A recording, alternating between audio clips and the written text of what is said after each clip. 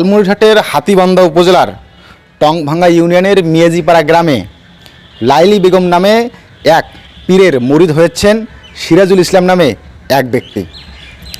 এদিকে সিরাজুল ইসলামের স্ত্রী মনোয়ারা বেগম দীর্ঘদিন থেকেই এই মুরিদ এবং পীরের প্রতিবাদ করে আসছিলেন, কিন্তু স্বামী সিরাজুল ইসলামের দাবি তার সঙ্গে তার স্ত্রী মনোয়ারা বেগমকেও হতে হবে সেই পীর লাইলি বেগমের মুরিদ।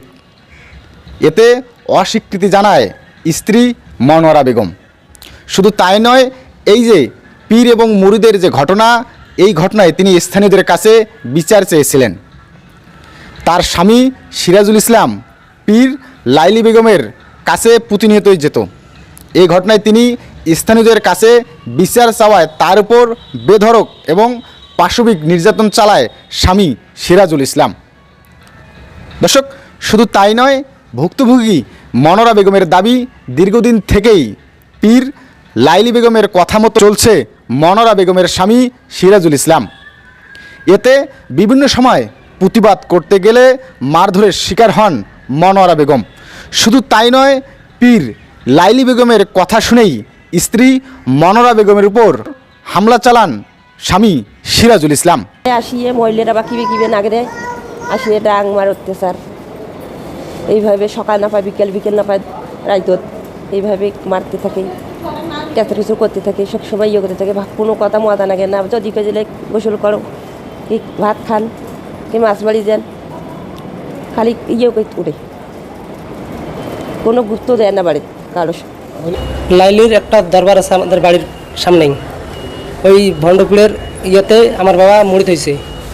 মুড়িদ হওয়ার কারণে ওই মহিলা যা বলে আমার বাবা তাই শোনে, তাই এসে বাড়িতে আমার মায়ের সাথে অত্যাচার করে।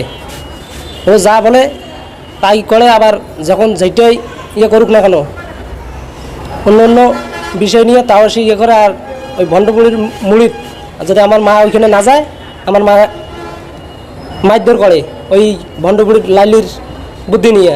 লাইলির বুদ্ধি নিয়েই আমার মা ডিভোর্স দিছে, এবার তালাক দিছে আজকে। তাই এই ঘটনা সকালবেলা হওয়ার কারণে ওই যা যা বুদ্ধি শিখে দিয়েছে আমার বাবা এসে মারধর করছে লাইলির কথায়।